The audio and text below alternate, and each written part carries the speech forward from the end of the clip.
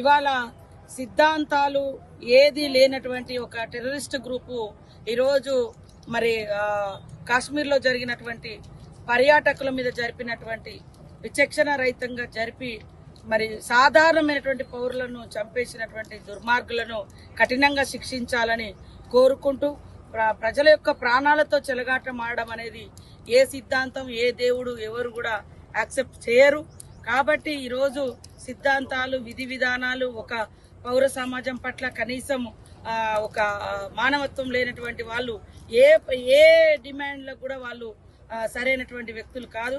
తీవ్రంగా ఖండిస్తా ఉన్నాం. చనిపోయినటువంటి కుటుంబ సభ్యులకు మరి సానుభూతి తెలియజేస్తూ చనిపోయినటువంటి ఆ సోదరిమణులకు వారికి ఆత్మశాంతి కలగాలని మనస్ఫూర్తిగా దేవుణ్ణి ప్రార్థిస్తాం. ప్రపంచంలో ఏ మూల ఏ క్షణం ఏం జరుగుతుందో వేగంగా తెలుసుకోవడానికి తొలి వెలుగు వాట్సాప్ ఛానల్ని ఫాలో చేయండి.